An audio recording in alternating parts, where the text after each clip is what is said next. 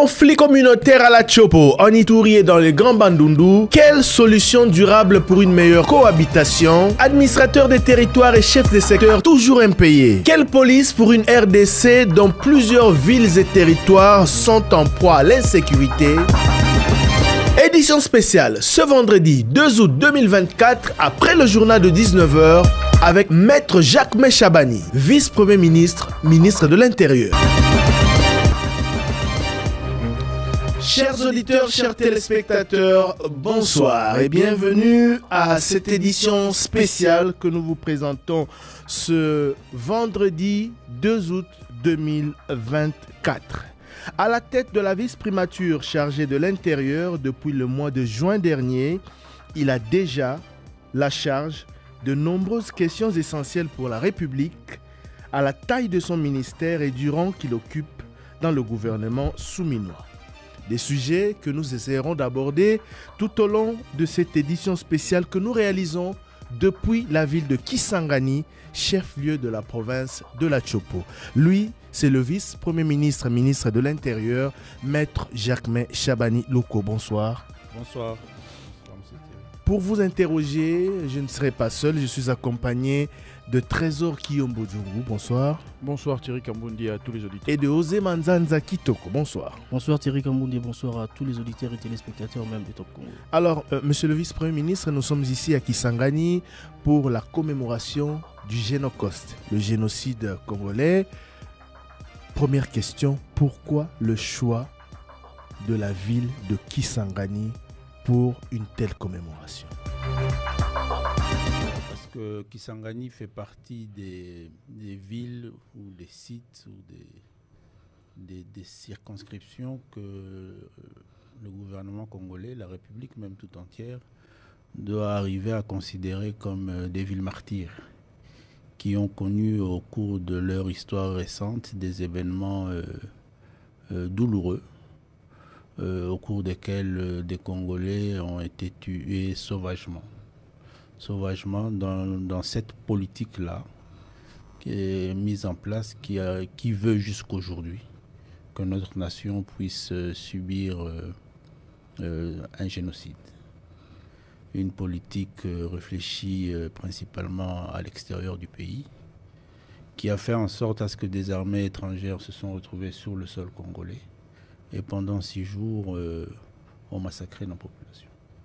C'est un fait qui est cristallisé, qui d'ailleurs, heureusement, celui-là a eu l'avantage de connaître une procédure judiciaire avec des condamnations.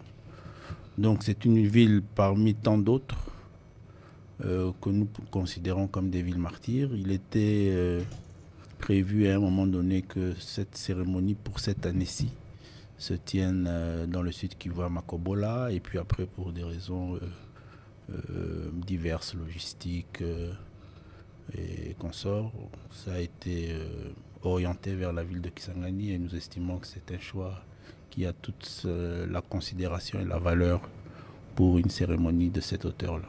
L'année dernière, on était à Kinshasa pour la même commémoration. Cette année, c'est à Kisangani, ville martyre, vous l'avez dit, ville symbole, justement, dans ce que subit la République démocratique du Congo depuis plus de 30 ans maintenant. Mais qu'est-ce que vous allez faire pour que de Kisangani, où sera commémoré ce Génocoste, toute la République démocratique du Congo se sente concernée? Non seulement ce 2 août, mais également le reste des temps que va durer cette commémoration. Bon, ici à Kisangani, nous avons concentré l'autorité de la République, si je peux le dire ainsi, à travers...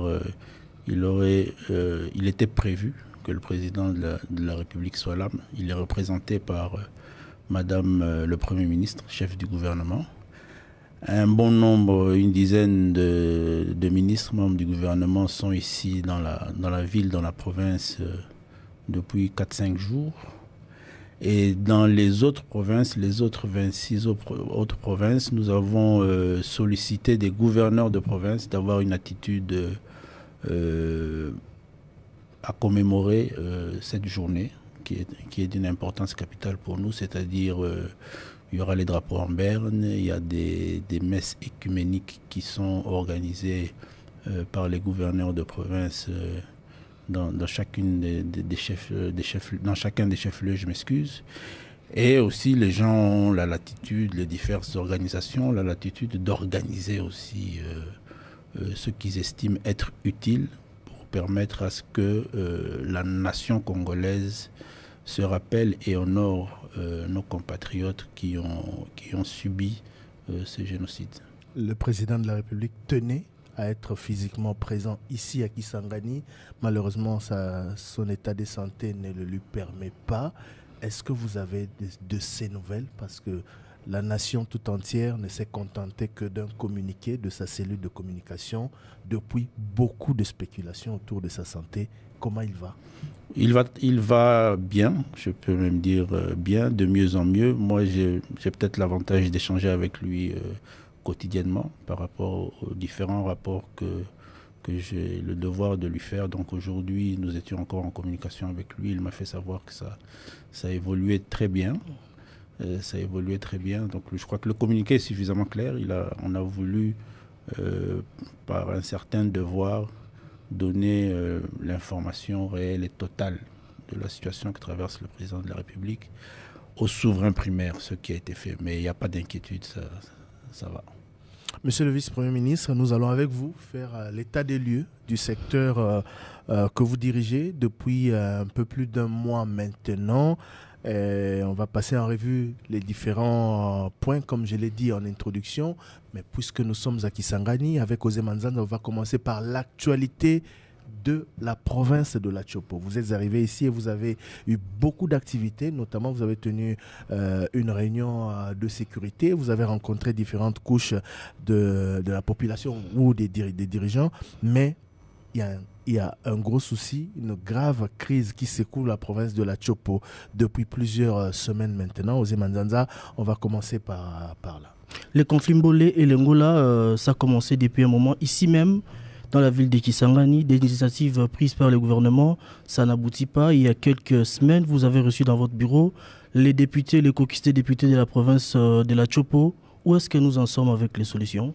Oui, effectivement, c'est une question qui nous a tous préoccupés depuis qu'elle avait commencé. Le président de la République en premier. Effectivement, j'ai eu l'avantage de recevoir le caucus de la province de la Chopo. On avait échangé aussi là-dessus. Et nous étions convenus ensemble sur la nécessité de mettre en place un mécanisme je peux dire, de dialogue, d'échange de ces deux communautés, mais aussi l'élargir au niveau de toute la province. Et cela sous la responsabilité du ministère de l'Intérieur. Donc, je peux déjà informer l'opinion et rassurer le caucus, les députés de la province de la Chopo, qu'au niveau du ministère, nous sommes suffisamment avancés sur les travaux préparatifs. Nous allons, au courant de la semaine qui va commencer ici, mettre en place une commission technique à laquelle on va associer le caucus, la représentation du caucus des députés nationaux de la Chopo et d'autres techniciens des différents services, pour que dans un délai bref, ils puissent s'organiser ici à Kisangani un forum qui va permettre déjà aux représentants de ces deux communautés et des communautés riveraines qui ont été concernées par ce conflit de se retrouver autour d'une table et de parler. Parce que aujourd'hui, là maintenant, j'ai eu l'avantage de descendre sur terre. J'ai traversé sur la rive gauche, j'ai visité la commune de Lubunga, j'ai échangé avec le bourgmestre, mais aussi les habitants de cette contrée. J'ai reçu les chefs coutumiers. Aujourd'hui, il apparaît un calme. Il n'y a plus ces atrocités, on ne les vit plus au quotidien. Mais quel est le problème, monsieur le ministre? Il y a eu un conflit de gestion de terre. Tout est parti de là, mais je crois que c'est une mauvaise interprétation aussi sur la gestion de ces terres-là. Avec l'implantation d'une société agricole, d'exploitation de palmiers, qui en principe devrait être une initiative avantageuse pour toutes ces populations qui vivent dans cette contrée, parce qu'il y a de l'emploi derrière cela, et il y a aussi une obligation pour ces investissements-là de prendre en charge les communautés locales. Mais je reste convaincu que s'il y avait eu une prise en charge qui avait été mise en place dès le début des premières étincelles, on ne serait pas arrivé à tout ce qu'on a connu. Maintenant, ce qui importe pour nous, c'est d'arriver... On a constaté le calme qui est observé. Ça fait plusieurs semaines qu'il n'y a plus d'informations sur des tueries. Donc, certaines populations sont rentrées. D'ailleurs, dans la commune de Lubunga elle-même, les populations sont rentrées. C'est maintenant dans les contrées environnantes, dans les villages, où il faut qu'on se rassure que les gens vont rentrer. Il faut qu'on les aide à rentrer. Mais il est important, après des événements aussi graves comme cela, qu'on accompagne ces populations à se parler. Justement, on vous a reproché, vous, gouvernement, vous, autorités, d'avoir laissé pourrir la situation avant d'intervenir. Vous ne pensez pas que si on s'y était pris plus tôt, on aurait évité autant de morts? Je crois que moi-même, je viens de le dire. Donc c'est déjà, je ne sais pas si vous pouvez appeler ça un aveu ou une reconnaissance d'une situation. Le plus important, c'est maintenant organiser le présent et l'avenir. Donc le calme a été enregistré depuis près de 2 mois. On n'enregistre plus des confrontations et des morts, mais il est important d'amener ces communautés autour d'une table. Il est important, le pardon ne vient qu'à travers la vérité. Et il faut que les gens parlent, se disent la vérité, se pardonnent sincèrement, et à partir de là, nous nous serons rassurés qu'ils ne reviendront plus sur ces atrocités-là. Les conflits ici à Kisangani, il y a des similarités avec ce qui se passe du côté l'ouest du pays. Je parle du conflit Tekeaka. La même société, la société Cap Congo, acquiert ici des terres, des concessions des terres. On parle de plus de 20 000 hectares qu'on a cédés à cette société. Commencent les conflits entre les deux communautés. Même situation observée dans la province du Kwilu, territoire de Bagata. Plus de 40 000 hectares cédés à cette même société. L'Assemblée provinciale, les bureaux d'âge dénoncent un conflit qui est en gestation du fait de l'installation de cette même société. Est-ce que vous prenez le temps d'étudier justement ces conflits qui naissent, les origines et même les acteurs qui sont impliqués? Je parle ici des dénonciations des députés de la province de la Chopo qui dénoncent cette société et même des députés, j'ai parlé de l'Assemblée provinciale de Kwilu qui dénoncent justement cette société, la société Cap Congo. Oui, c'est pour ça que la même initiative, ça je peux vous le rassurer, la même initiative que nous sommes en train de mettre en place et que nous avons décidé au lendemain de nos échanges avec le caucus de la province de la Chopo, nous allons l'étendre d'ailleurs sur un bon nombre de nos provinces où nous avons, une fois arrivés à la tête de ce ministère, à travers les états des lieux que nous avons faits, nous sommes arrivés à faire le constat qu'il y a un certain nombre de difficultés dans nos différentes provinces à travers le bon vivre entre les différentes communautés qui sont dues au fait que les cadres de dialogue, d'échange ne sont pas pris en charge et ne sont pas organisés. Et ces cadres de dialogue et d'échange, qui sont des cadres dans lesquels les dossiers de gestion des terres, par exemple, peuvent être mis à disposition des différentes communautés pour que chacun comprenne de quoi il s'agit et quels sont les intérêts des uns et des autres. Ici, nous avons aussi l'avantage d'avoir des lois, des textes réglementaires qui régissent la République démocratique du Congo, mais aussi nos provinces, qui permettent à ce que lorsque des investissements comme cela s'installent dans une contrée, les communautés locales soient protégées, au-delà du fait qu'il y ait une occupation d'une industrie. Je reprécise ma question. On cède des terres ici à Kisangani à une société, quelques mois après, commence un conflit. La même société va dans le sens de vouloir investir dans l'ouest du pays, dans la province du Kwilu, dans les territoires de Bagata. On cède là-bas, ici à Kisangani, c'était 20 000 hectares. À Bagata, province du Kwilu, on cède plus de 40 000 hectares à la même société. Les bureaux d'âge, les rapporteurs de ces bureaux avaient lu d'ailleurs Papi Labilan Karim, dénoncer le fait que l'installation ou la cession de ces terres à cette société va créer des conflits communautaires parce que dans l'espace qu'on attribuait à cette société, il y avait des villages, des fermes et des occupants. On craignait même un conflit de la même nature qu'ici à Kisangani. Est-ce que vous prenez le temps d'étudier des entreprises auprès de qui vous voulez céder des terres? Bon, je crois que vous n'avez pas très bien compris ma réponse. Moi, j'ai dit ceci. Nous, une fois arrivés au ministère, on a fait des états des lieux et on a fait des constats sur ce type de conflit. Et la première initiative que nous avons prise pour arriver à résoudre ce type de conflit, c'est d'organiser des forums de dialogue intercommunautaires dans ces différentes provinces où des cas pareils se trouvent, pour qu'ensemble nous puissions mettre tous les dossiers sur la table, comprendre des faits de cession de terres. Il faut savoir qui a cédé. Est-ce que ces cessions sont légales, oui ou non?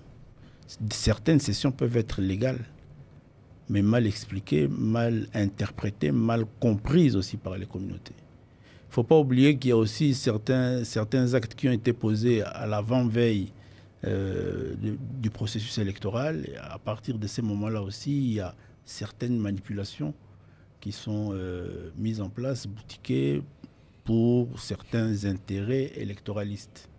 Alors, toutes ces tensions politiques, il faut trouver des cadres pour bien les gérer parce que c'est des situations qui existent déjà. Donc, l'initiative que nous avons prise après les états des lieux que nous avons faits, dans un premier temps, c'est d'organiser des forums de dialogue dans ces différentes provinces pour permettre à ce qu'ensemble, nous puissions avoir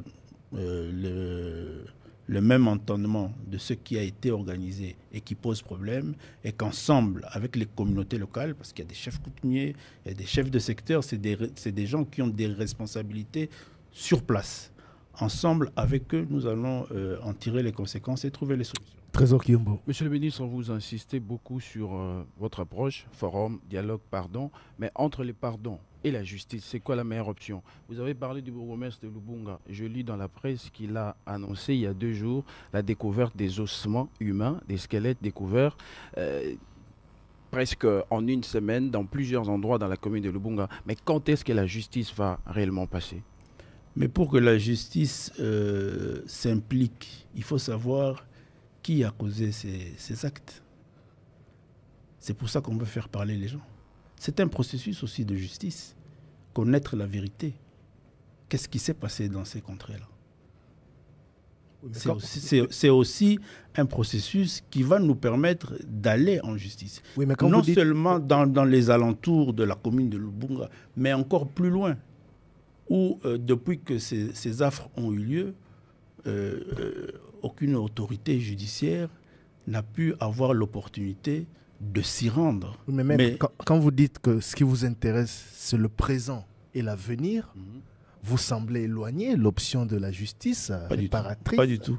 Comment vous allez faire en sorte à ce que présentement, vous garantissez une quiétude que vous êtes en train d'observer? Comment vous allez faire en sorte à ce que dans le futur proche, il y ait la paix, la réconciliation sans justice? Donc forum, dialogue, pardon réconciliation et justice. Oui, des méthodes qui ne produisent pas des résultats. Il faut rappeler, pour les problèmes TKK, il y a même eu un acte d'engagement signé devant le président quelques non mois respecté. après, Non respecté. Oui, non respecté. Il y a eu des tueries quelques heures après. Non respecté pour des circonstances politiques qu'on connaît et que nous sommes en train de gérer. Mais au finish, il faudra faire quoi? Au finish, il faudra arriver à instaurer une paix dans ces contrées-là. La paix a eu à exister à un moment. Il y a eu un conflit difficile à gérer parce qu'il a perduré pendant un certain temps. Mais il faut trouver au finish des solutions qui vont vous rassurer qu'il y aura une paix qui va durer. Mais la solution, c'est un dialogue hypocrite qui, quelque temps après, nous ramène à la case de départ. Je ne sais pas d'où vous tirez dans la démarche que moi je viens de vous décrire ici, je dis bien ceci, où nous impliquons les élus locaux, nationaux, provinciaux, où nous impliquons les leaders locaux, les chefs coutumiers, les chefs religieux, je ne vois pas où vous voyez... C'est ce qui était fait devant les chefs de l'État. Je m'excuse. Je ne vois pas où vous voyez dans cette démarche-là un dialogue hypocrite. Devant le chef de l'État, vous l'avez fait une fois. Vous réalisez quelques semaines après qu'il y a encore des difficultés. Vous faites quoi? Vous baissez les bras? Je donne un autre exemple. Dites, non, vous vous dites que parce que ça a été fait devant le chef de l'État, il y a encore des problèmes, vous vous dites on laisse tomber, la justice ne viendra jamais. C'est impossible? Non. Maître, je donne... Qu'est-ce que vous préconisez alors dans ces cas, puisque l'acte d'engagement a été violé à plusieurs reprises? Nous allons reprendre avec... ce sont nos compatriotes, ce sont nos populations. Nous allons reprendre les mêmes démarches. Nous avons un seul objectif, donner la... pour aboutir au résultat de la paix et de la quiétude. Parce que ce ne sont pas des résultats impossibles. Je crois que vous connaissez ce pays. Le plateau de Batéké a été un havre de paix il y a moins de 10 ans. Oui, maître, Maintenant, il faut qu'on arrive à recréer cette paix. Et moi, le président de la République, il tient et on ne va pas se décourager parce qu'on a pris une initiative et au lendemain de cette initiative, on a constaté qu'il y a toujours des problèmes. On ne va pas se décourager. On continue et on est convaincu qu'on va y arriver et on y arrivera. Monsieur le vice-premier ministre, c'est vrai que les communautés congolaises doivent échanger entre elles pour vivre dans la paix, mais ne pensez-vous pas qu'en tant qu'autorité de l'État, il faille aussi voir les options sur la table? On a parlé du conflit Tekéyaka, on a parlé de la situation d'ici dans la province de la Chopo, mais on pourrait également parler de la situation en Ituri, où là aussi un acte d'engagement a été signé devant l'ancien vice-premier ministre, ministre de la Défense, et quelque temps après, il a été violé. La même chose. Il faut arriver à réaliser et à comprendre tous les intérêts qu'il y a autour des différents conflits intercommunautaires que nous avons dans notre pays. Il faut les mettre sur la table. Et c'est à ça aussi que servent les forums que nous voulons organiser par-ci et là. Il faut intégrer tout ça. Oui, mais est-ce que tout cela ne cache pas la faiblesse de l'État? Quand est-ce qu'en Ituri, par exemple, l'autorité de l'État prendra les déçus sur ces différents groupes d'autodéfense, ces différents groupes qui se cachent derrière les communautés? Voilà. Bon, moi j'ai eu l'avantage, je ne sais pas, vous êtes des journalistes, vous avez aussi l'obligation et le devoir d'investiguer, mais moi j'ai eu l'avantage de rencontrer, de descendre sur terrain d'abord, de rencontrer les différentes parties prenantes, directes et indirectes. En Ituri, nous sommes ici à la Tchou. Oui, ici, oui. Même en Ituri, je peux vous rassurer que j'ai, par exemple, le caucus des députés, nous étions avec eux, et un travail a déjà commencé. Au-delà du fait que le collègue du ministère de la Défense a fait aussi un travail. Donc, c'est des informations qu'on échange. Moi, j'ai eu cet avantage, je l'ai fait. Hier, j'ai échangé avec les chefs coutumiers de cette contrée-là. Et je ne vois aucune opposition dans la démarche que nous sommes en train de mettre en place ici. Arrivé ici à Kisangani, nous avons tenu le conseil de sécurité provinciale. Je peux vous dire que la province de la Chopo, à travers son gouverneur, s'est impliqué de lui-même dans cette initiative. Donc c'est pour dire que toutes les intelligences qui ont réfléchi sur ces problèmes-là convergent vers ce type d'initiative. Quand vous avez des communautés qui ont vécu depuis l'indépendance, pendant des dizaines d'années ensemble dans la paix et la quiétude, et que sur un incident ou un événement naît un conflit, je ne vois pas pourquoi vous devez être aussi défaitiste et croire qu'il est impossible de ramener cette quiétude qui a été une réalité depuis la création de cette nation, et que sur base d'un conflit de cession de terres, l'État, le gouvernement, les entités locales ne peuvent pas arriver à s'organiser pour amener tout le monde à la raison et faire en sorte à ce que la paix revienne. Je n'ignore pas, pas du tout alors, peut-être qu'on en parlera tout au long de l'émission. Moi, je n'ignore pas que l'autorité de l'État nécessite aussi d'autres mécanismes pour permettre aussi à ces populations d'être sécurisées et d'éviter de se faire justice par des procédés non légaux. Sur cela aussi, on y travaille. Sur la présence de l'autorité de l'État. Oui. Mais 2 ans après, je voulais justement interroger l'approche du gouvernement. Vous parlez ici du dialogue qu'il faut privilégier. 2 ans après, le conflit Tekeyaka s'exporte dans d'autres localités. On était parti à Kwamut. Aujourd'hui, nous sommes pratiquement dans une sorte de triangle de la mort. C'est les mêmes communautés. Les conflits à Kivu, là, dans la province du Congo central. C'est les mêmes communautés. Les conflits actuellement à Kinshasa vers le plateau de Bateke. Les conflits à Bagata dans la province de Kwilu. Les conflits à Kwamut dans la province de Maïndombe. Dans la province de l'Ituri, on vous accuse de ne pas respecter les engagements dans le cadre du programme PDDRCS et les accusations des groupes armés qui signent justement l'acte de paix avec le gouvernement. Comment est-ce que vous comptez résoudre ça de manière définitive? On vous reproche l'approche du gouvernement. C'est une dénonciation d'un député élu de Kwango, Flori Mapamboli, qui s'est exprimé cette semaine. Il dit que le gouvernement négocie avec les faux acteurs.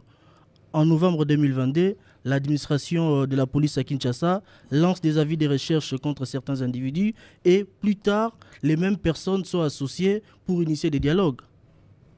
Bon, il y a des provinces, parce que je constate que vous avez une difficulté avec l'approche d'organisation de dialogue qui est une approche extrêmement positive. Il y a des, dans ce pays ici, il y a des provinces qui ont fait l'expérience de l'institutionnalisation d'un cadre de dialogue pour permettre aux communautés d'éviter dans des conflits violents. Vous allez dans la province du Sud ou du Nord Kivu, surtout du Nord Kivu, même de l'Ituri, et il y a ce qu'on appelle des barzas. Maintenant, ces cadres-là peuvent aussi connaître des limites ou des ruptures. Mais ça n'empêche encore qu'il faut arriver à intégrer que nous sommes une nation plurielle. Avoir le nombre de communautés que nous avons dans notre République, il est important que l'État permette, partout où ces communautés vivent ensemble, leur permettre d'avoir des cadres appropriés où on résout les incompréhensions. Ici, que ce soit à Kwamuntu, que ce soit à Lubunga, une cession de terre nous a amené à perdre des compatriotes. Quoi de mieux que d'organiser pour ces différentes communautés des cadres d'échange et de dialogue. Là, maintenant, nous avons aussi un problème de justice parce qu'il y a eu mort d'homme. Mais on va y aller comment? Si on ne commence pas par se dire la vérité. Puis après, la justice, c'est un pouvoir indépendant qui fera son travail. Monsieur le vice-premier ministre, ministre de l'Intérieur et décentralisation, vous avez tout à l'heure évoqué l'importance des responsables territoriaux parlant des conflits communautaires. Ça fait partie des différents chantiers que vous avez trouvés en place. Ce jeudi encore sur Top Congo, un chef de secteur nous interpellait sur le fait qu'ils ne sont toujours pas pris en charge par l'État. Récemment, des administrateurs des territoires nommés par le chef de l'État par ordonnance présidentielle se plaignaient de n'avoir pas été pris en charge depuis plus d'une année. Ce sont pourtant des agents de l'État qui doivent vous aider au quotidien dans cette mission que vous avez de faciliter le vivre ensemble entre Congolais. Comment vous appréhendez, vous gérez une telle situation? Oui, c'est des situations assez complexes, mais un travail de fond se fait au niveau du gouvernement avec le ministère du Budget pour permettre à ce que toute cette administration qui est extrêmement utile, qui va permettre à ce que l'autorité de l'État se réaffirme dans nos différents contrées, toute cette administration soit prise en charge. Nous sommes avec le ministre du Budget en train de régulariser au fur et à mesure. Nous allons commencer par les différentes primes auxquelles ces différents territoriaux ont droit.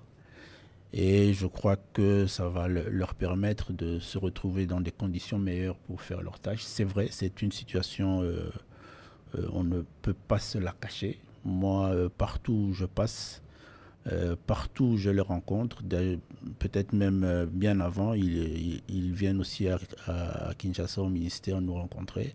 C'est une réalité assez complexe. Avant vous, ministre des Finances, ministre de l'Intérieur, ministre des Budgets, ont eu, excusez-moi de le dire comme ça, la langue de bois, discours diplomatique. On va arranger, on est en train d'y travailler. Non, avec vous, on voudrait des solutions concrètes. Les AT ne sont pas payés, ils n'ont pas de frais d'émission, les chefs des secteurs se plaignent de la même chose.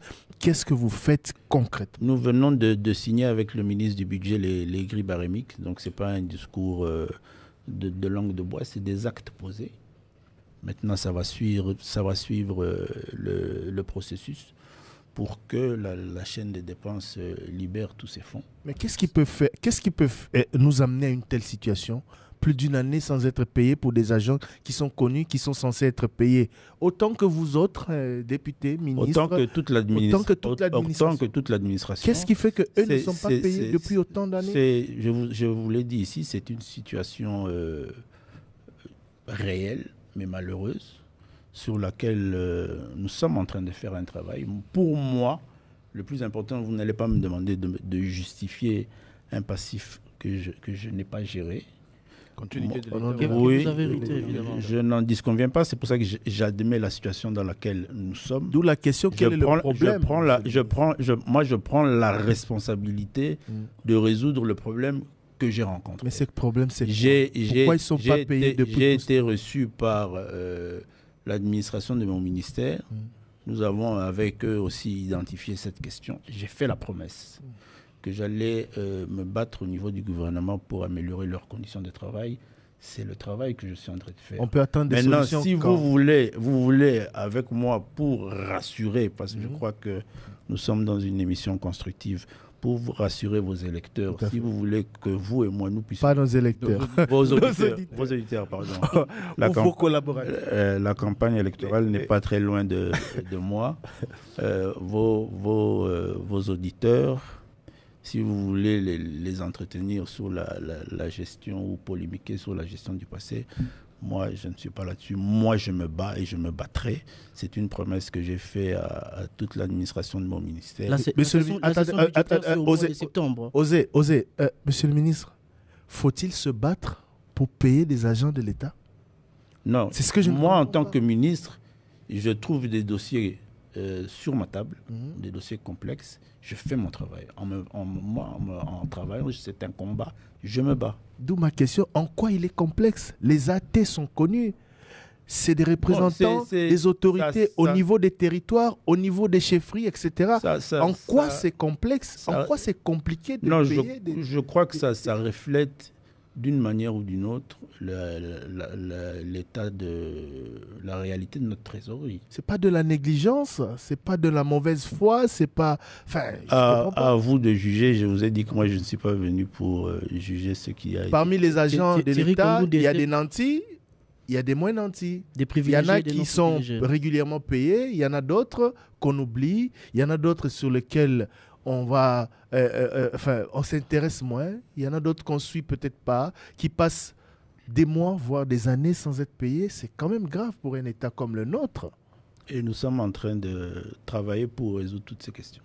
L'idéal serait de donner une promesse ferme. Je parle de la session budgétaire qui est attendue au mois de septembre. Dire par exemple qu'au cours de cette session budgétaire, moi et mon collègue de budget, on va travailler pour annexer, insérer ces problèmes et résoudre cela de manière définitive. Mais je crois que c'est ce que je suis en train de vous dire, c'est ce que j'ai dit. Je vous ai parlé des grilles barémiques que nous sommes en train de co-signer avec le ministre du Budget parce que les territoriaux ont droit à un certain nombre de primes qui malheureusement jusqu'à présent n'avaient pas été alignées, primes sécuritaires, primes d'itinérance.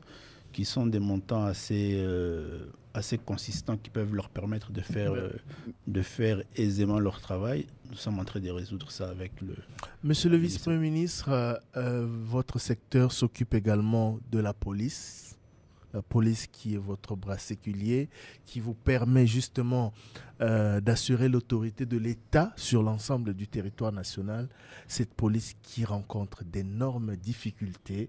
Vous avez trouvé les chantiers de la police. Avant d'entrer dans les détails à travers les questions que je poserai avec mes collègues ici, quel est l'état des lieux que vous pouvez faire sur la situation de la police concernant son équipement, sa prise en charge, l'effectif et comment vous comptez résoudre tous ces problèmes? Je vous ai dit que nous avons fait un état des lieux de nos différents secteurs, dont la police aussi. Là, actuellement, j'ai une équipe au niveau du ministère qui est en train de travailler sur les actions urgentes. Mais dans la police, effectivement, vous avez identifié pratiquement la majeure partie des besoins. Nous avons un problème d'effectifs, donc il nous faut faire un recrutement et un recrutement selon les normes. Il avait été lancé par votre prédécesseur, on en est où? Il a même dit sur Top Congo qu'on avait besoin qu'on recrutait dans un premier temps 13 000 policiers. 13 000. On en est où? Ce recrutement est en cours, mais a été saucissonné. C'est-à-dire on n'a pas pu commencer avec 13 000. On a commencé avec un recrutement de 2000. Mais c'est pour ça que moi, je vous dis que je voudrais lancer un recrutement qui est dans les normes et à l'échelle nationale. Donc, nous avons un problème d'effectifs. Il nous faut faire un recrutement à la hauteur des besoins de la République démocratique du Congo. C'est-à-dire combien en termes d'effectifs à la hauteur? Je vous dis que j'ai commencé par dire qu'il y a une équipe qui travaille au niveau du ministère sur cette question.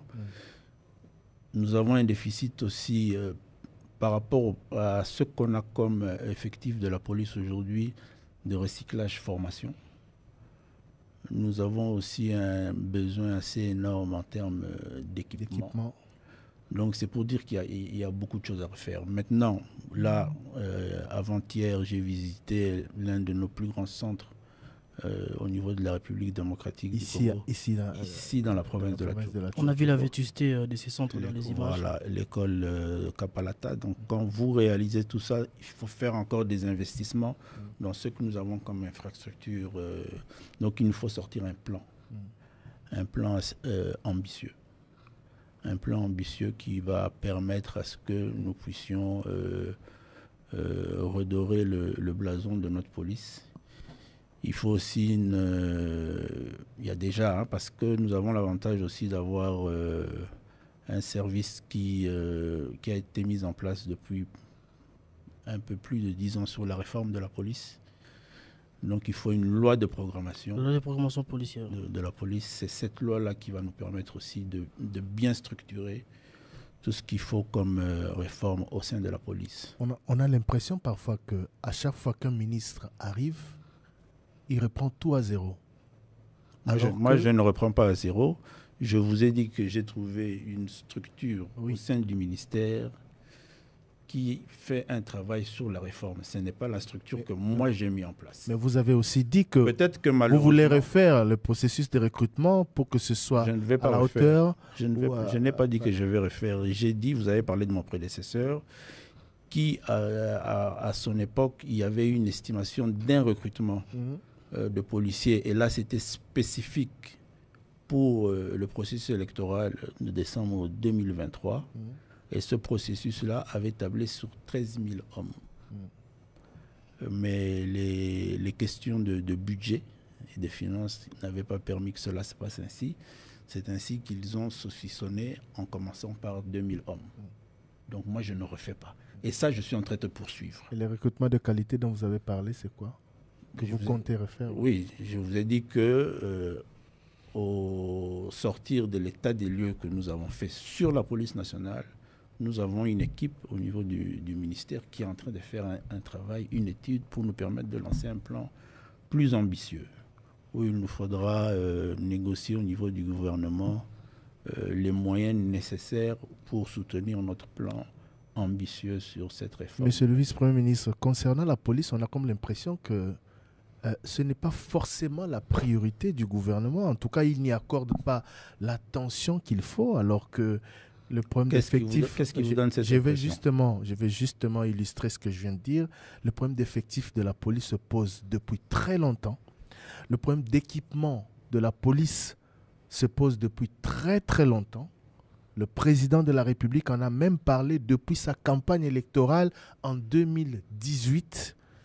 Le problème, tous ces problèmes, surtout le problème de la prise en charge aussi des policiers, de leurs conditions de travail se posent, depuis avant même que vous n'arriviez au pouvoir. Mais à chaque fois, c'est relégué au second plan. À chaque fois, on dit qu'on va avancer, mais on n'avance pas. Les sous-SIAT, ici, à Kisangani, à Kinshasa et partout ailleurs, sont peu occupés ou équipés. Il y a l'effectif des policiers réduit dans nos quartiers, à la cité, etc. Conséquences, insécurité, phénomène Koulouna, etc. Quel jour cette question des policiers sera vraiment au cœur de l'action du gouvernement, car c'est la police qui doit sécuriser la population et ses biens. Elle est au cœur du programme du gouvernement. C'est très très bien marqué, même au bic rouge. Moi, en ce qui me concerne, je vous parle des états des lieux que j'ai fait en tant que ministre de l'Intérieur qui a la charge et la responsabilité de l'administration de la police. De cet état des lieux-là, je vous dis ce que j'ambitionne, ce que nous ambitionnons de faire. Vous allez me juger sur mon action. Je crois que c'est le plus important. Ensemble, lorsque nous faisons les états des lieux, nous constatons ce que nous sommes en train de constater et qui nous met par moments dans des difficultés. Nous avons parlé des conflits communautaires qui malheureusement ressurgissent comme ça dans des localités où ces communautés avaient l'habitude de vivre ensemble sans problème. C'est dû aussi au fait que l'autorité de l'État connaît un certain déficit. Et nous sommes conscients que pour résoudre tous ces problèmes-là, au-delà de faire comprendre et de faire réaliser à ces différentes communautés qu'il faut qu'elles reviennent dans les bons sentiments et réapprennent à vivre ensemble, l'État doit être présent. Et l'État doit être présent non seulement avec ses administrateurs territoriaux, mais aussi avec sa police. Donc, nous n'allons pas seulement nous engager à faire un dialogue ou à organiser un forum pour que nos concitoyens se disent la vérité, se disent pardon et que la justice puisse s'impliquer et leur permettre de résoudre ce conflit. Mais il faut que l'État soit présent. C'est-à-dire qu'en parallèle, on organise ces cadres de concertation de nos concitoyens. En même temps, nous nous rassurons que les territoriaux se retrouvent dans des conditions de mieux et bien faire leur travail. En même temps, on donne à ces administrateurs, à ces territoriaux, un bras séculier qui leur donne l'autorité de la puissance de l'État à gérer leur communauté locale. Donc c'est un travail ambitieux dans lequel nous nous sommes engagés parce que nous sommes convaincus que sans cela, nous n'aurons pas un résultat, nous n'aurons pas la réponse à tous les problèmes que nous devons gérer. On s'y engage, vous allez nous juger au cours du mandat au résultat. Vous laisse combien de temps? Pour les premiers signaux, je crois que 6 mois à 1 année, vous aurez déjà... je pourrais revenir ici et vous dire voici ce qui a été fait. On pourra avoir une autre police. Oui. Dans 6 mois. Oui. Le rendez-vous est pris. Je reviens un peu sur un fait d'actualité récent. Le drame au Stade des Martyrs. Quelle est la responsabilité de la police d'après vous? Le drame au Stade des Martyrs fait l'objet d'une enquête. Lorsque nous avons tenu la réunion dimanche passé avec toutes les parties concernées, nous avons sollicité du ministre de la Justice de poursuivre les enquêtes en ce qui concerne pour arriver à dégager toutes les responsabilités. Mais nous avons aussi sollicité de l'inspectorat général de la police d'ouvrir une enquête interne pour nous permettre de savoir comment s'est comportée la police nationale, la police provinciale de Kinshasa ce jour-là. Donc c'est un rapport que nous attendons. Le même dimanche, moi j'ai quitté Kinshasa pour Kisangani ici. Donc j'attends voir ce rapport. Je ne peux pas me permettre de faire des commentaires sans avoir eu un rapport fiable de l'inspection générale de la police qui a ce rôle-là. Mais vous êtes certainement au courant qu'en octobre 2022, il y a eu des morts au Stade des Martyrs à l'occasion d'un concert également, et que l'un de vos prédécesseurs avait annoncé avec pompe une enquête dont on n'a jamais eu des résultats. On a comme l'impression que l'annonce des enquêtes, c'est juste pour calmer l'opinion, le temps de passer à autre chose. Bon, encore une fois, vous allez nous juger sur le temps. Vous êtes des journalistes, vérifiez si l'enquête se déroule, oui ou non, à quel niveau elle est. Je suis convaincu que vous avez des informations sur le déroulement de cette enquête parce qu'elle est en cours et certains sont en train de la subir. Mais votre décision a également suscité beaucoup de commentaires. Enfin, la décision que vous avez annoncée après avoir présidé cette réunion de crise. Pourquoi seulement suspendre des activités culturelles? Non, parce que les activités culturelles ont une autre particularité que les activités sportives et que ces infrastructures ont été construites spécialement pour des activités sportives. C'est différent. Partout dans le monde, monsieur le ministre, il y a des concerts dans des stades.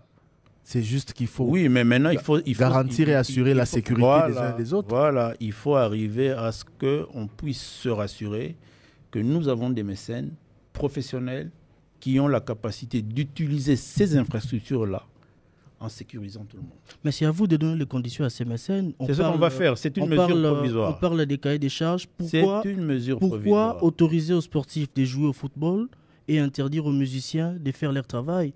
La musique, jouer des concerts, c'est leur travail. Ils engagent des fonds, ils prennent des initiatives, ils contractent même des crédits. Je parle de ce qui est prévu très près ici à Kinshasa, l'artiste et musicien Ferregola qui attend à organiser des festivals. Il a invité des gens de partout, mais vous vous interdisez comme ça, de manière, je dirais, unilatérale, sans les consulter, alors qu'il a pris, sans les consulter parce qu'il n'était pas dans la discussion. Une activité, une autre, vous prenez la décision qui dérange également ces activités. J'ai très bien compris la problématique. La difficulté que nous avons, c'est de savoir ce qu'on veut. Vous voulez une chose et son contraire.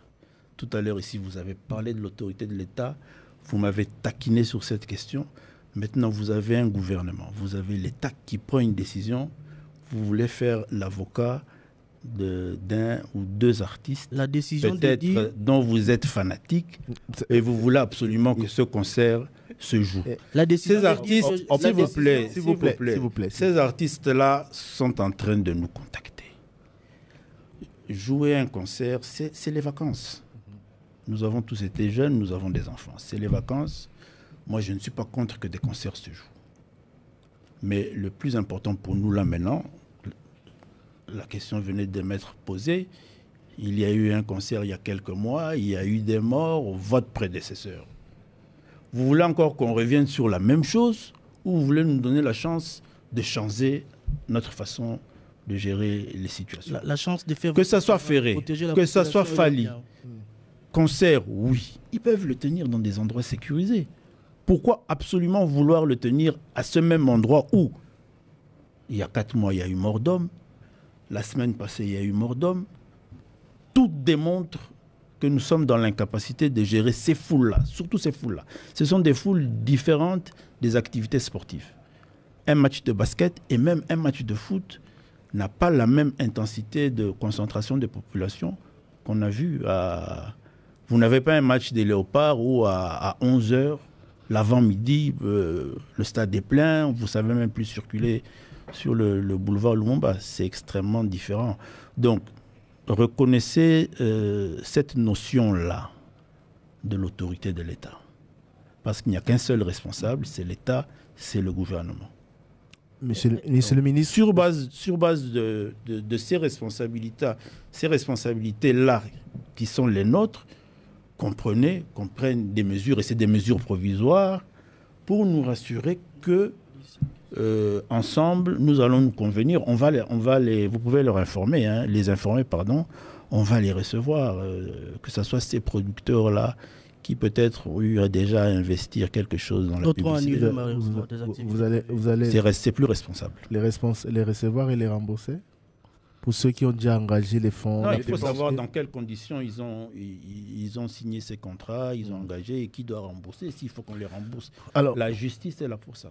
Monsieur le ministre, parlons des tout derniers points avant de clôturer cette émission, malheureusement, parce que nous courons derrière le temps. L'actualité à Kinshasa a été malheureusement marquée au début de cette semaine par ce qui s'est passé dans la commune de Gombe autour de la résidence de l'ancien président de la République. Un groupe de jeunes est indexé, vous le connaissez, on l'appelle les Forces du Progrès, structure officielle ou non officielle du parti dont vous êtes issu politiquement.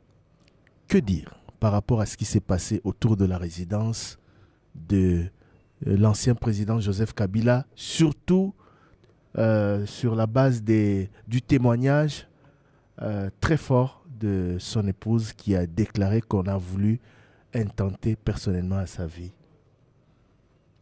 Bon, d'abord,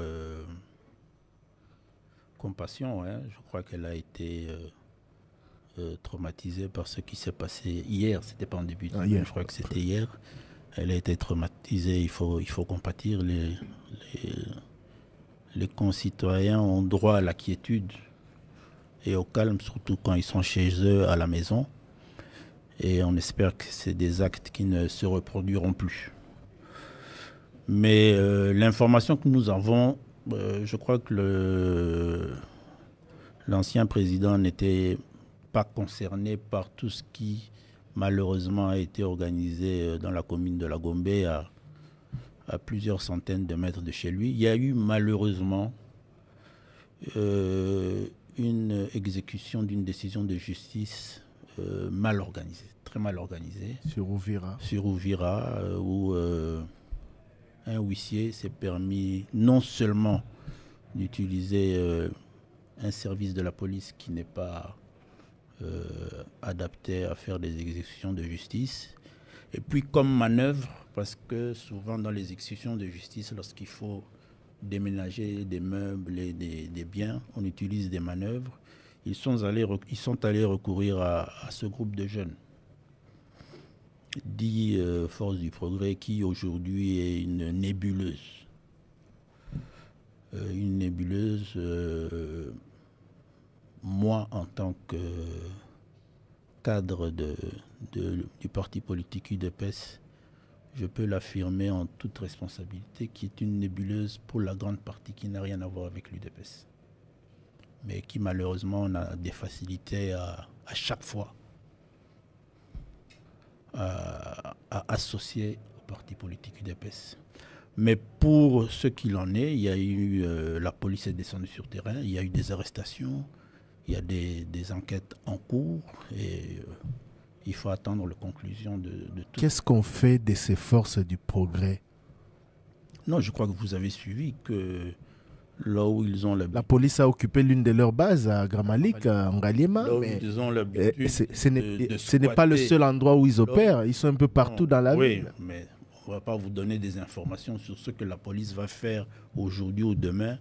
Vous qui me posiez la question sur des attitudes positives ou des faits marquants de notre police nationale. Vous avez eu du mal à trouver. Oui, parce que c'était une question inattendue, sortie de l'ordinaire. C'est à croire que lui-même ne se sent pas en sécurité dans son propre pays. Donc c'est déjà des actes que vous pouvez inscrire où vous avez une police professionnelle qui...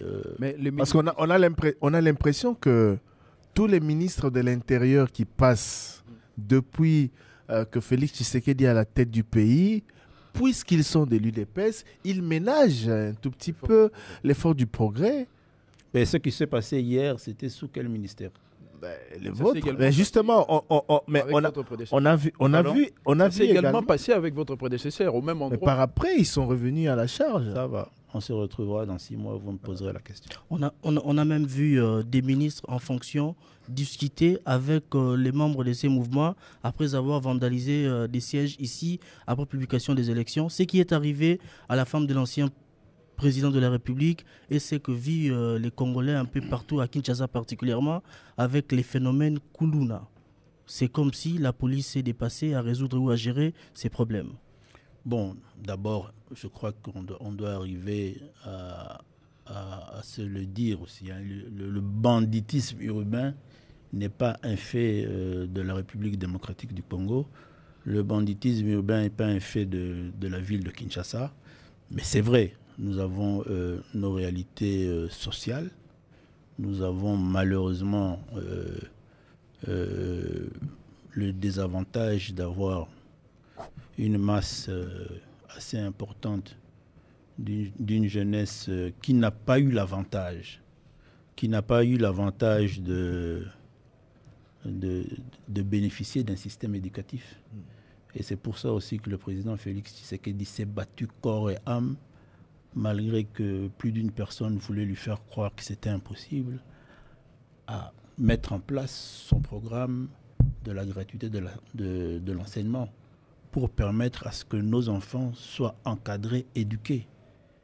Et aujourd'hui, si on ne se concentre pas sur ce type de questions, c'est une bombe atomique qu'on est en train d'organiser. Oui, on fait quoi? Il y a une opération Panthère Noire qui avait été lancée par votre prédécesseur. Beaucoup de choses moi, je constate que vous avez tendance à être défaitiste. La réalité est que nous vivons dans un pays qui a une multitude de problèmes.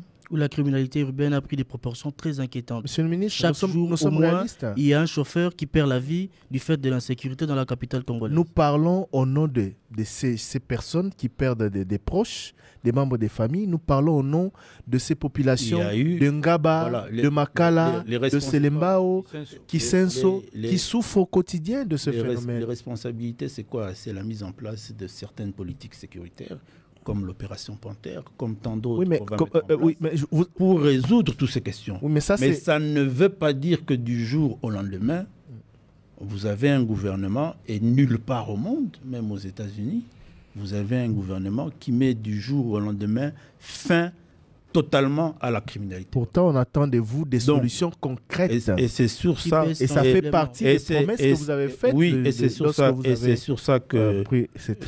nous sommes en train de travailler. Nous avons donné des instructions à nos différents gouverneurs où la criminalité urbaine est en activité assez inquiétante.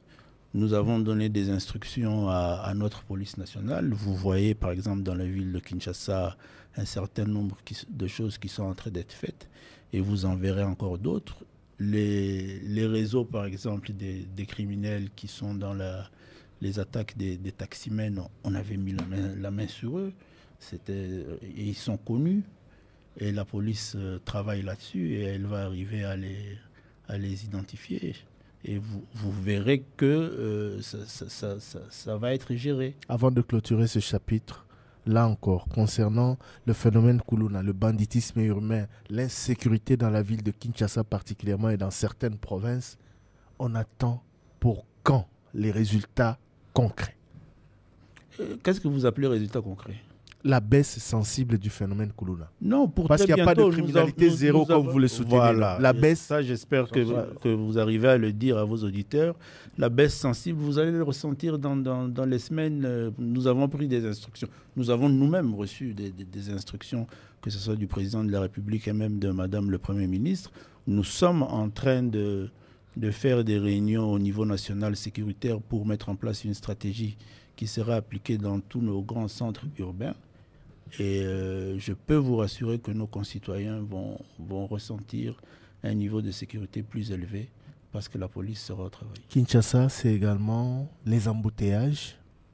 Kinshasa, principalement Kinshasa, ça fait partie des de vos responsabilités à travers la police, qu'est-ce que vous faites? Quelle est la méthode, Jacquemain Chabani, pour baisser le taux des embouteillages dans la capitale? Bon, je crois que déjà sans gouvernement provincial, vous nous avez vu d'une certaine manière à l'œuvre avec le commissaire provincial de la ville de Kinshasa, où certaines mesures ont été prises et qui, tant soit peu, sont en train de porter leurs effets.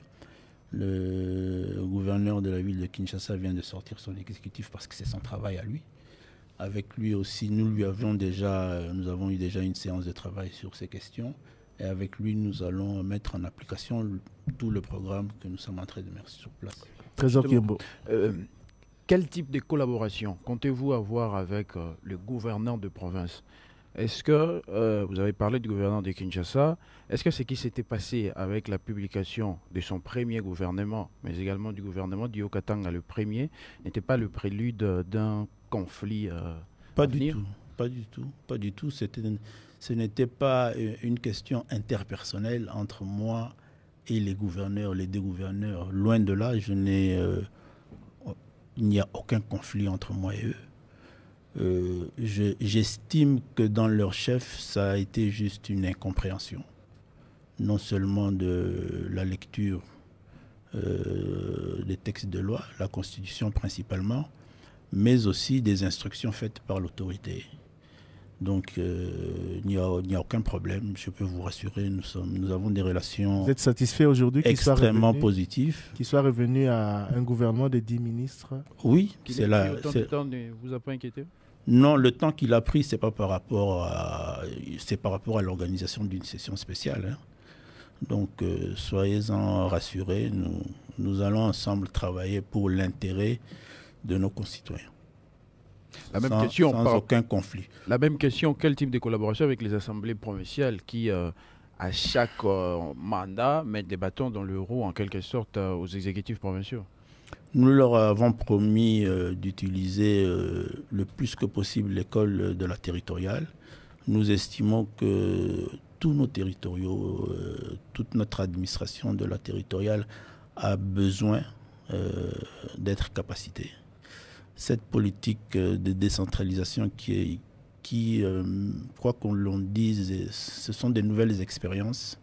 Il est important que nous puissions encadrer, former, capaciter davantage tous ceux qui sont concernés par cette administration. Donc, on va organiser des sessions de formation, que ce soit pour les assemblées provinciales, les gouvernements provinciaux, les administrateurs de territoire à tous les niveaux, pour leur permettre de travailler dans une ambiance positive pour l'intérêt des administrés. Osé Banzaza. Problème d'effectifs dans la police, comment comprenez-vous que des particuliers, officiels ils les sont, puissent avoir plus d'éléments que des quartiers où ils vivent? Vous avez par exemple dans les quartiers Place Commerciale, ma campagne, commune d'Engalema, des policiers au niveau de Soussiat, mais vous avez plus de 100 policiers qui sécurisent des particuliers sur la même avenue ou dans le même quartier.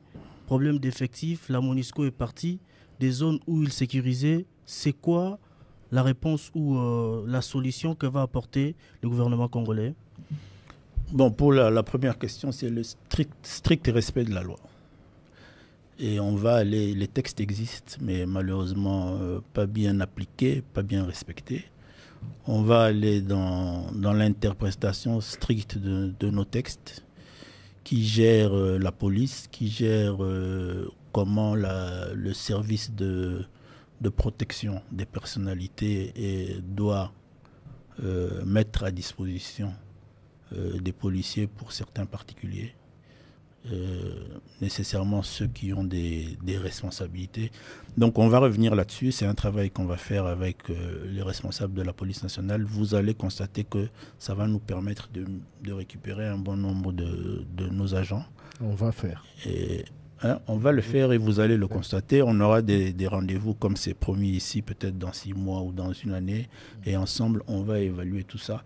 C'est des ambitions, c'est des questions qui, effectivement, on le ressent nous-mêmes lorsqu'on est à la tête de ce ministère, qui ont fait l'objet de certaines habitudes. Et pour redresser ou corriger ces mauvaises habitudes, il faut avoir non seulement la volonté, mais ça va prendre aussi un certain temps. Mais à partir du moment où on se base sur la légalité, nous sommes convaincus qu'on va atteindre notre objectif. Le départ de la MONUSCO, c'est un processus. Nous sommes à l'étape de la province du Sud Kivu. Il va rester après la province du Nord Kivu et celle de l'Ituri. Donc le contingent de la police a été déployé là-bas. Nous allons encore déployer un certain... Où vous avez trouvé les éléments? Dans la police nationale congolaise. Nous sommes en train de préparer un nouveau contingent qui va aller les rejoindre. Monsieur le ministre, dernière question. Vous êtes aujourd'hui à la tête de ce ministère régalien, après Gilbert Kankonde, après Daniel Asselo, après Maître Peter Kazadi. Excusez-moi de revenir une nouvelle fois sur vos prédécesseurs. Vous les aimez qui sont beaucoup. du même parti politique que vous. Vous êtes d'abord et avant tout politique. Et dont le bilan a laissé une sorte de goût d'inachevé dans l'opinion. Ah bon? En tout cas, on entend ça et là. Ah, mais des ministres de tel parti qui sont là, mais qui n'y arrivent pas ou qui n'ont pas résolu tel problème. Vous voulez être quel genre de ministre de l'Intérieur, sachant ce qu'ont fait vos prédécesseurs issus de la même famille politique que vous? Bon, je ne vais pas me comparer à mes camarades du parti qui m'ont précédé. Tout ce que j'aimerais vous dire par rapport à cela, c'est que je n'aime pas échouer dans ce que j'entreprends dans la gestion du patrimoine ou du bien commun. Donc je vais m'investir le plus que possible pour réussir. Et au sortir de ce mandat,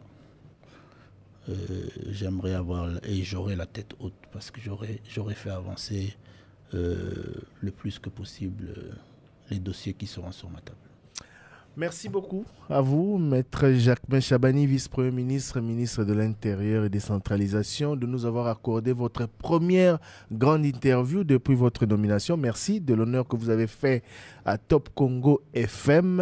C'est à moi de vous remercier pour l'invitation. Rendez-vous peut-être dans 6 mois, comme vous l'avez dit. En tout cas, nous, on ne manquera pas et ça sera un plaisir de vous recevoir. Merci à tous ceux qui nous ont suivis et regardés. Et à travers ce tour que nous avons fait de la territoriale avec son patron. Depuis Kisangani, il faut remercier aussi... Ah oui, oui. Je salue et je remercie, mais vous m'avez coupé l'herbe au pied. Je salue et remercie l'équipe très professionnelle du vice-premier ministre et ministre de l'Intérieur qui nous a vraiment facilité la tâche et le travail pour que cette interview ait lieu, malgré la charge qu'il a eue durant la journée, parce qu'on tourne cette émission très tard dans la soirée, ici de Kisangani. Merci à vous tous de nous avoir suivis, à Miguel Mena, Didi Bintika et Patrick et Pascal Kalambay qui sont à la régie radio et vidéo. Merci à Eric Mapangala, coordonne la logistique de la délégation de Top Congo qui est ici à Kisangani. L'actualité est en continu sur toutes les plateformes numériques de votre radio.